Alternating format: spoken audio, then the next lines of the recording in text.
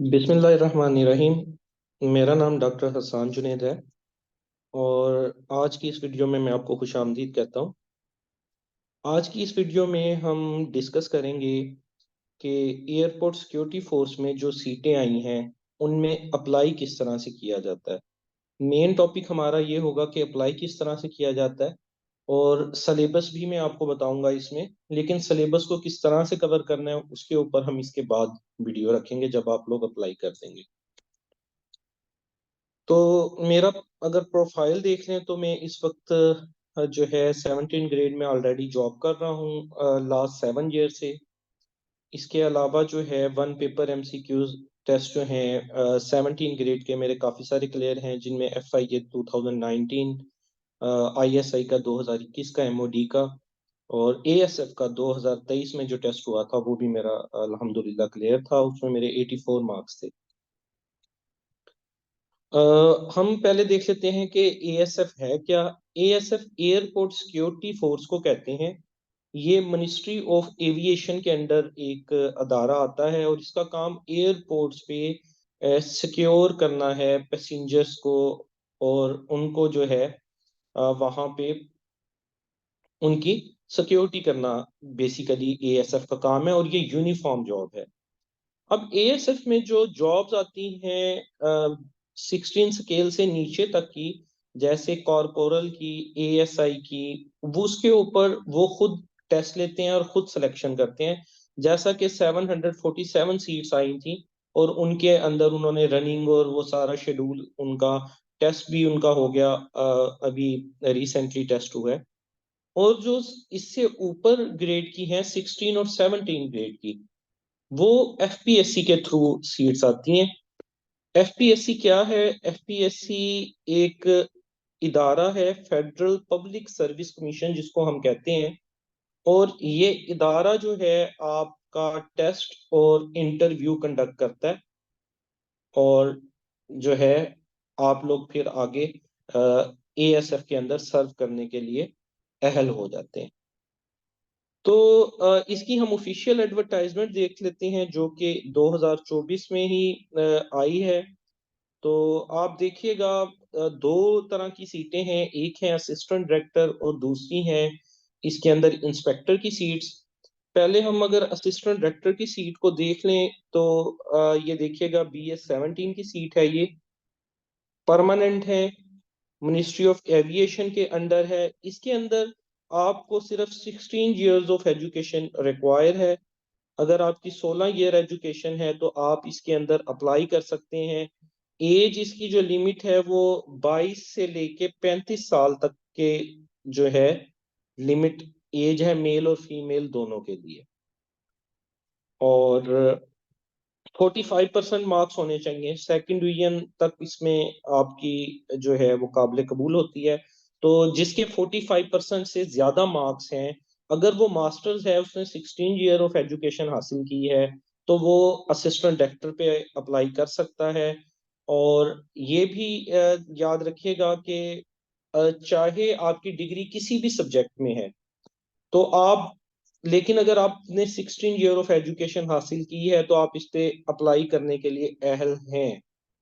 चाहे वो डिग्री आपने कोई बीएस मैथमेटिक्स किया है 4 ईयर, या आपने जो है वो केमिस्ट्री में किया है, इवन आप चाहे एमबीबीएस डॉक्टर हैं, आप डीवीएम डॉक्टर हैं, आपने फार्म डी किया हुआ है, जो भी डिग्री 16 ईयर एजुकेशन आपकी मेट करती है तो आप असिस्टेंट डायरेक्टर के लिए अप्लाई कर सकते हैं। और जो असिस्टेंट डायरेक्टर के लिए अप्लाई कर सकता है वो इंस्पेक्टर के लिए भी अप्लाई कर सकता है, क्योंकि उसकी एजुकेशन भी 16 ईयर होगी, उसकी जो बाकी रिक्वायरमेंट्स हैं वो भी पूरी होंगी।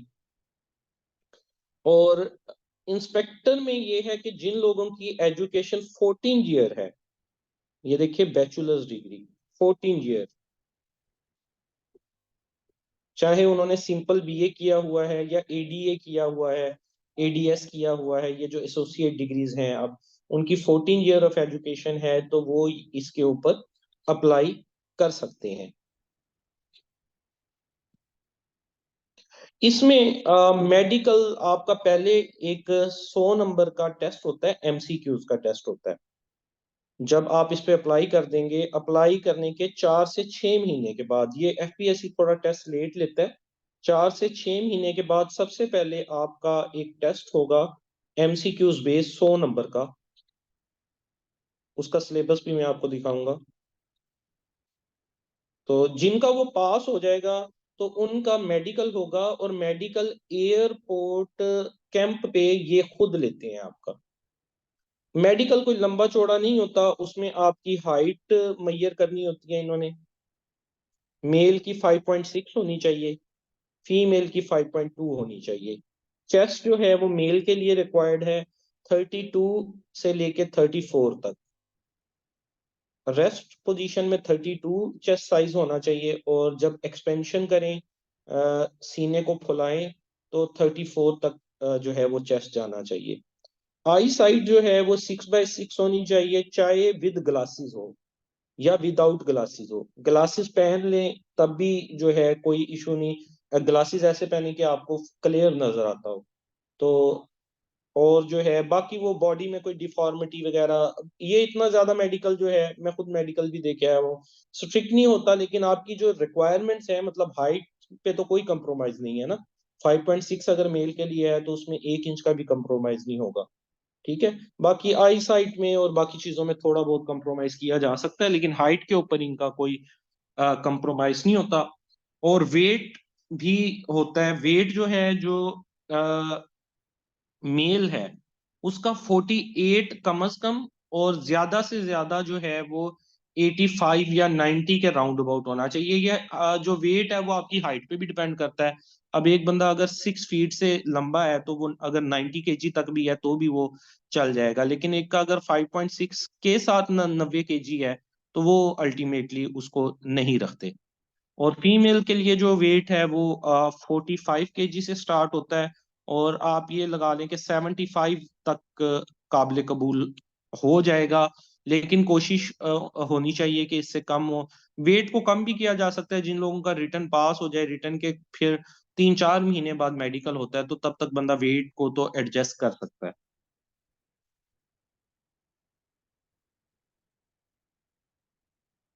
अगर इसकी सैलरी और प्रिविलेजेस की बात कर लें तो सैलरी जो इंस्पेक्टर की है वो राउंड अबाउट 70,000 है, 70,000। जो एडी की सैलरी है वो राउंड अबाउट 90K है, 90,000 सैलरी है। और इसके अलावा इसमें बाकी फैसिलिटीज नहीं है, जैसे घर वगैरह नहीं मिलता, गाड़ी वगैरह इसके अंदर नहीं मिलती। हाँ, कुछ शहरों में जो है वो हाउस रेंट का अलाउंस मिल जाता है। जो मेजर सिटीज हैं, बिग सिटीज, वहाँ पे अलाउंस मिलता है, और वो अच्छा खासा होता है। वैसे पे इनमें कोई स्पेशल अलाउंस वगैरह नहीं होता, जैसे एफआईए या आईबी की जॉब्स में होता है। उनकी सैलरी स्टार्टिंग एडी की अराउंड अबाउट 1.5 लाख के करीब होती है, और उसमें गाड़ी और बाकी चीजें हैं। लेकिन एएसएफ में ऐसा नहीं है।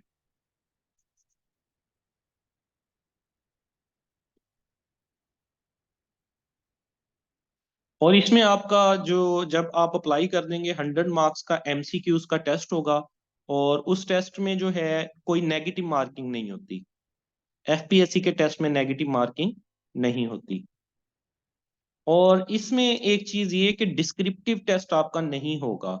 जैसे हम एफपीएससी की सीटों में देखते हैं, रिटन टेस्ट के बाद आपका डिस्क्रिप्टिव, मतलब उसमें आपसे इंग्लिश एसे और पाकिस्तान अफेयर और इस्लामियात की ऊपर कंसिस्ट करता हुआ एक 100 मार्क्स का पेपर फिर लिया जाता है। लेकिन एएसएफ का डिपार्टमेंट में डिस्क्रिप्टिव टेस्ट नहीं होता, जस्ट आपका जो एमसीक्यूज टेस्ट होता है, फिर मेडिकल होता है, और उसके बाद डायरेक्ट आपका इंटरव्यू होता है। अब जो मेन हमारा टॉपिक है कि हाउ टू अप्लाई, इसमें अप्लाई किस तरह से करना है, उसको देख लेते हैं।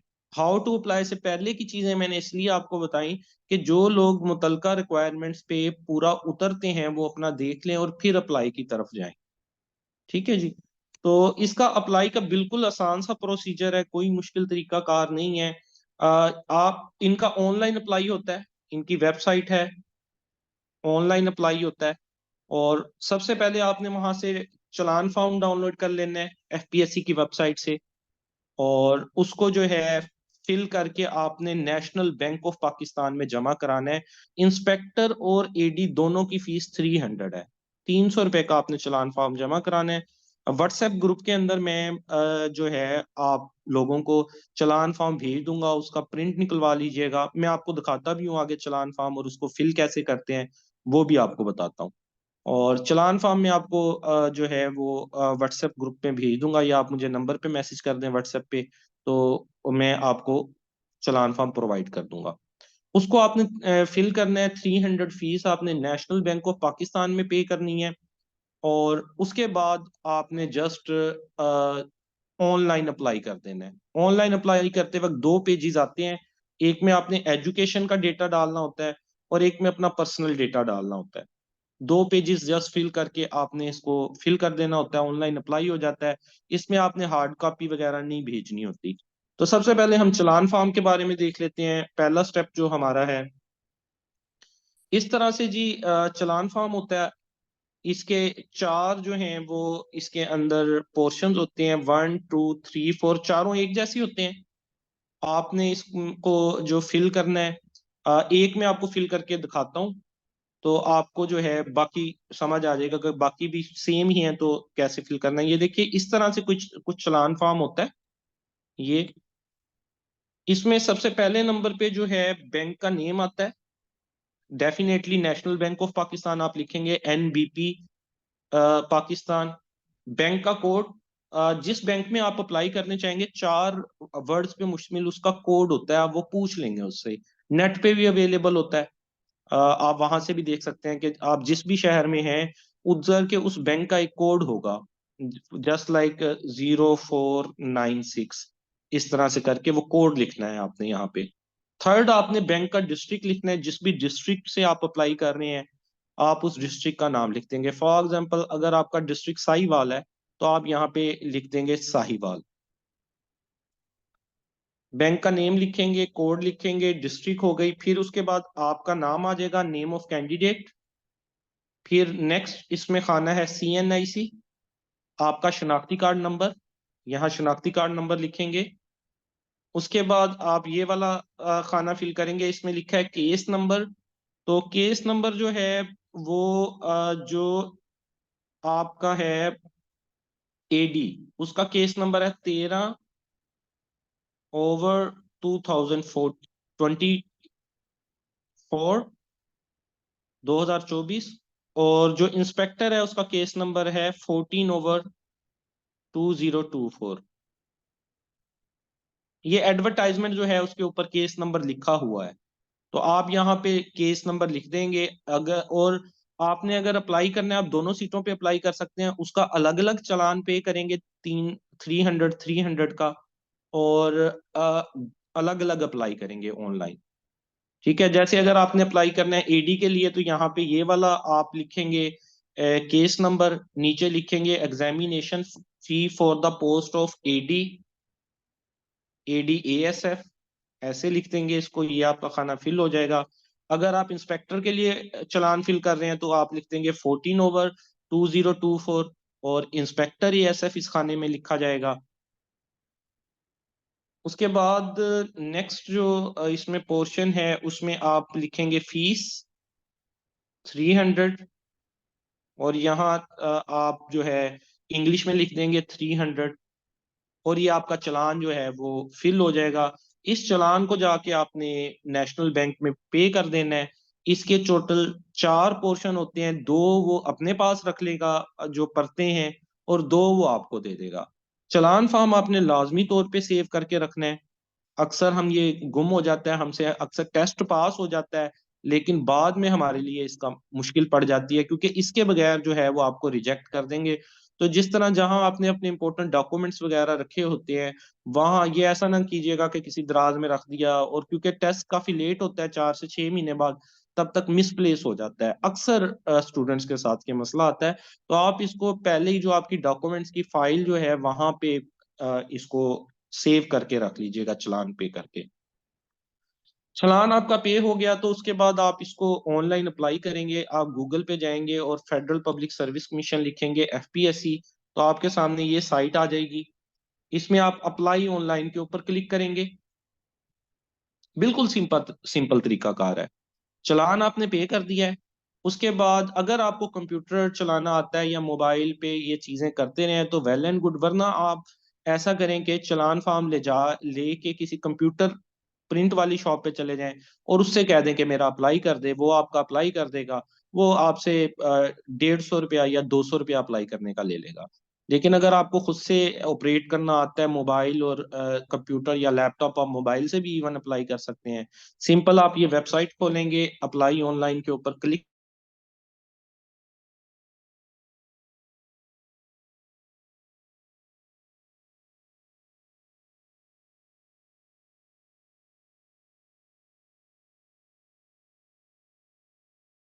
नेक्स्ट स्क्रीन आपके पास आ जाएगी ये वाली। इसमें जो पहला ऑप्शन है सिलेक्ट जॉब का, ये सिलेक्ट जॉब, यहाँ आप क्लिक करेंगे इधर तो नीचे जॉब्स आ जाएंगी। जाहिर बात है और भी जॉब्स आई हैं तो उन सब के भी नाम होंगे। आप इसमें से देख लेंगे कि आप जिस जॉब पे अप्लाई कर रहे हैं उसको आप सिलेक्ट कर लेंगे। आप असिस्टेंट डायरेक्टर एएसएफ पे अप्लाई कर रहे हैं तो असिस्टेंट डायरेक्टर एएसएफ को आप सिलेक्ट कर लेंगे वहां से।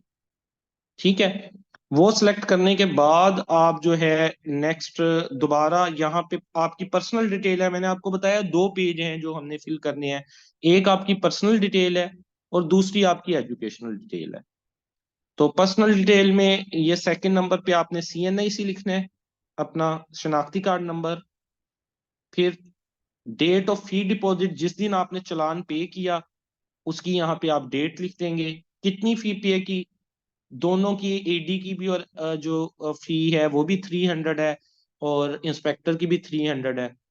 तो आप यहाँ 300 सेलेक्ट कर लेंगे क्योंकि अलग अलग अप्लाई होगा ना। पहले आप अगर एडी का कर रहे हैं तो ऊपर यहाँ से एडी को सिलेक्ट करके अप्लाई करेंगे और फिर बाद में जब इसका सबमिट हो जाएगा फॉर्म फिर आप इंस्पेक्टर का अप्लाई करेंगे।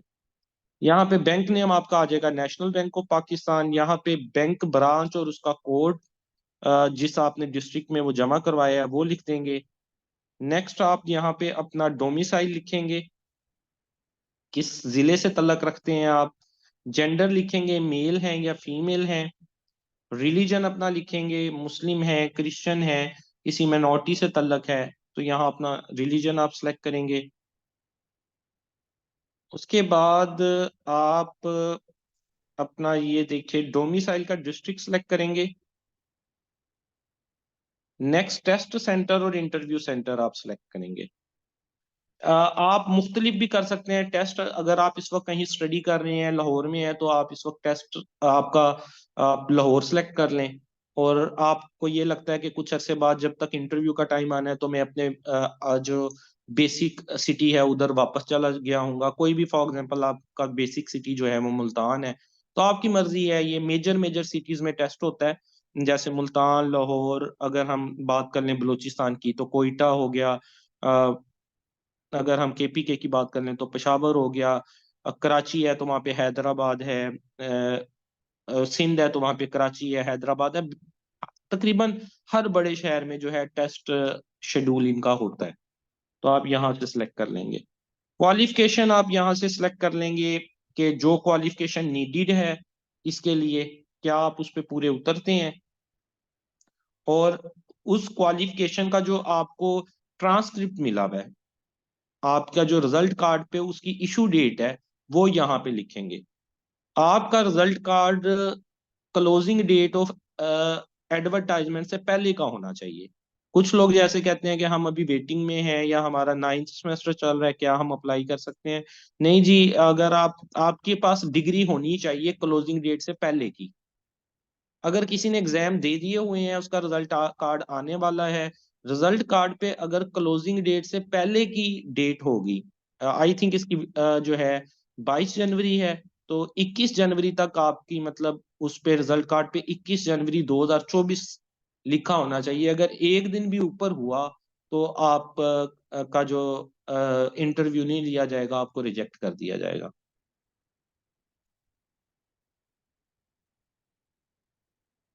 उसके बाद ये वेरिफिकेशन कोड है, ये नीचे यहाँ पे पुट कर देंगे। वो ये देखने के लिए कि जस्ट के कंप्यूटर रोबोट तो नहीं है कंप्यूटर, ये ह्यूमन वेरिफिकेशन इसको कहते हैं। जैसे इधर कोड लिखा है 44675, आप नीचे वो एंटर कर देंगे। आप जब अप्लाई कर रहे होंगे तो यहाँ पे कोई और कोड भी आ सकता है, और प्रोसीड टू स्टेप 2 के ऊपर चले जाएंगे। स्टेप 2 जो है वो आपका एजुकेशन से रिलेटेड है, आपकी डिग्रीज से रिलेटेड है। उसके अंदर आपने अपनी जो डिग्रीज हैं, आपका जो 16 ईयर ऑफ एजुकेशन है या 14 ईयर ऑफ एजुकेशन है, वो आपने अपना एफए और अपना मैट्रिक, तीनों डिग्रीज की डिटेल यहाँ पे डाल देनी है। अगर आप सिर्फ लेटेस्ट डिग्री की डिटेल भी डालते हैं, सिर्फ अपने मास्टर्स या बैचलर्स की, तब भी कोई फर्क नहीं पड़ता, लेकिन बेहतर ये है कि तीनों डिग्रीज की डिटेल डाल दें, तो वो ज्यादा बेहतर है। उसके बाद आप सबमिट के बटन पे क्लिक करेंगे तो आपका जो है वो अप्लाई हो जाएगा। अप्लाई के बाद आपको कोई मैसेज या ईमेल नहीं आएगा। एफपीएससी कोई मैसेज या ईमेल नहीं करता। तो जब आप अप्लाई करेंगे तो वहां पे एक ऑप्शन आएगा प्रिंट फॉर्म। प्रिंट फॉर्म, तो वो आपने प्रिंट फॉर्म के ऑप्शन पे क्लिक करके ना सेव पीडीएफ कर लेना है अपने पास, वैसे ही रिकॉर्ड के तौर पे कि आपने अप्लाई किया हुआ है, वो डॉक्यूमेंट रख लीजिएगा प्रिंट करके। क्योंकि इनका आपको कंफर्मेशन मैसेज नहीं आना कि आपका अप्लाई हो गया है, या ईमेल आपको नहीं आनी। तो आप खुद जब आपका अप्लाई हो जाएगा तो वहां पे प्रिंट डॉक्यूमेंट का ऑप्शन होगा, प्रिंट एप्लीकेशन का।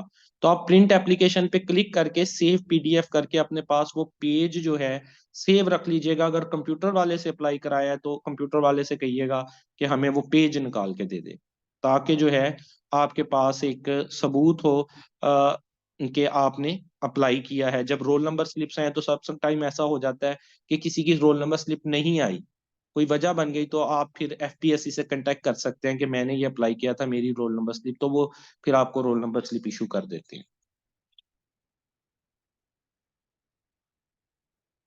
ये था जी अप्लाई करने का तरीकाकार, और आज की वीडियो में मैं हमारा मेन मकसद यही था कि मैं आपको बताऊं कि अप्लाई किस तरह से किया जाता है। नेक्स्ट मैं कुछ दिन तक दोबारा वीडियो बनाऊंगा जिसमें मैं आपको टोटल इसका सिलेबस और उसको तैयार किस तरह से करना है डिटेल के अंदर आपके साथ डिस्कस करूंगा। तो यहाँ पे जस्ट आपको सिलेबस एक दफा दिखा देता हूँ, कौन सी बुक्स आपको लेनी चाहिए वो बता देता हूँ। पढ़ना किस तरह से होता है, आप इसको रूटीन कैसे बनाएं, एमसीक्यूज को कैसे स्टडी करते हैं, इसके ऊपर इंशाल्लाह हम अलग से सेशन रखेंगे, क्योंकि ये भी वीडियो ऑलरेडी काफी लंबी हो चुकी है। सिलेबस जो है इसका एडी और इंस्पेक्टर दोनों का 100 मार्क्स का एमसीक्यू का पेपर है, जिसमें इंग्लिश के 20 नंबर के एमसीक्यूज आने हैं, मैथ के 20 नंबर के, करंट अफेयर्स के 20 नंबर के, 10 नंबर की इस्लामियात आनी है, 10 नंबर का पाकिस्तान अफेयर आना है, और AS act 1975 and measures to security measures related to airport, वो भी आपका 20 मार्क्स का आता है। वो एएसएफ एक्टर के ऊपर और सिक्योरिटी मैयर्स के ऊपर मेरे यूट्यूब चैनल के ऊपर वीडियो पड़ी हुई है। वो बिल्कुल आसान पोर्शन होता है, उस 20 नंबर में से आप 17 18 19 नंबर इजीली ले जाते हैं। ये तो बल्कि आसान पोर्शन है, छोटा सा एएसएफ एक्ट है, उसको आसानी से आप तैयार कर सकते हैं। तो ये जी 100 नंबर का आपका एमसीक्यू का पेपर होगा।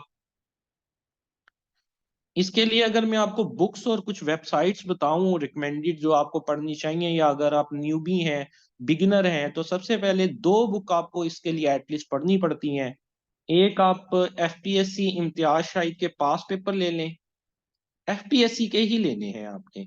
अगर आप एफपीएससी के पेपर की तैयारी कर रहे हैं, ये पीपीएससी के भी मिलते हैं, एफपीएससी के भी मिलते हैं, आपने एफपीएससी के परचेज करने हैं। 220 प्लस इसमें पेपर होते हैं, 220 से ज्यादा, और ये पूरी बुक आपको पढ़नी चाहिए। और एक बुक है जंगीर world time general knowledge encyclopedia by Zahid Hussain. एक ये बुक, ये थोड़ा आप, ये एमसीक्यू वाइज बुक है, पास पेपर के जो एमसीक्यूज हैं वो इसमें दिए हुए हैं ओरिजिनल पेपर्स के, और नीचे वाले में डेटा दिया हुआ है। तो देखिए 16 और 17 ग्रेड की जॉब है, तो आपको डेफिनेटली पढ़ना होगा। ऐसा नहीं होगा कि आप समझें कि मैं बगैर पढ़े पेपर देने चला जाऊं तो क्लियर हो जाएगा। आपको बड़ा कंपटीशन है, जॉब्स वैसे कम कम आती हैं, सब्जेक्ट रिलेटेड तो वैसे ही कम आती हैं, तो इसकी आपको अच्छे से तैयारी करनी पड़ती है। एटलीस्ट ये दो बुक्स आपको पढ़नी पड़ेंगी। और अगर वेबसाइट्स की बात कर लें तो पाक एमसीक्यूज वेबसाइट है, और टेस्ट पॉइंट डॉट पीके, इनकी वेबसाइट्स भी अवेलेबल हैं और इनकी एप्लीकेशंस भी हैं प्ले स्टोर पे। ये आप इंस्टॉल कर लें। और इसमें भी ये है कि फारिग टाइम में जैसे बंदा ज्यादातर फेसबुक या इंस्टाग्राम या इस तरह स्नैपचैट यूज करता रहता है, तो उस आदत को बदल के इन एप्लीकेशंस को खोल के पढ़ना स्टार्ट कर दें। मेन चीज पढ़ने से है, ये नहीं है कि बस आप फाइलें इकट्ठी करते रहें, और जब पेपर आए तो तब आपको याद आए कि किस तरह से जी करना है। बाकी इसका तैयारी करवाने के लिए ऑनलाइन बैच मेरा होता है, और वो मैं स्टार्ट कर रहा हूँ 10 जनवरी से। 10 हफ्ते का कोर्स है, मतलब ऑलमोस्ट 2 से ढाई महीने का। और जो उसकी क्लास टाइमिंग है वो इवनिंग में शाम को 10 से 11 बजे का हमारा इसमें सेशन होता है। और साथ में मटेरियल और नोट्स भी प्रोवाइड करता हूँ मैं। टेस्ट भी वीकली बेसिस पे आपका लिया जाता है। और जो भी आपकी क्यूरीज वगैरह होती हैं, जो मसले मसाइल हैं, वो जो है उनको सॉल्व किया जाता है। और इसकी फी जो है फुल कोर्स की 5000 है, जो कि फिक्स है। वन टाइम आपको ये पे करनी पड़ती है। और फिर आपको मैं रजिस्टर्ड ग्रुप में कर दूंगा ऐड। और ये जो है हमारी जूम के ऊपर क्लासेस होती हैं। और जो क्लास होती है उसके नोट्स और पास पेपर्स, आपको सॉल्व पास पेपर और मटेरियल भी प्रोवाइड किया जाता है।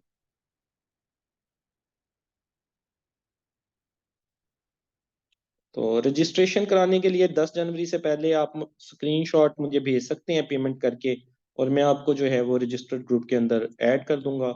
मेरा जो व्हाट्सएप नंबर है वो यहाँ पे दिया हुआ है, इसके ऊपर आप मुझे कांटेक्ट कर सकते हैं। तो बाकी आप लोगों के लिए बेस्ट विशेस। इस पे अप्लाई करें, अच्छी अपॉर्चुनिटी है, और अच्छे से तैयारी करें। अल्लाह आपका निगहबान हो। अल्लाह हाफिज।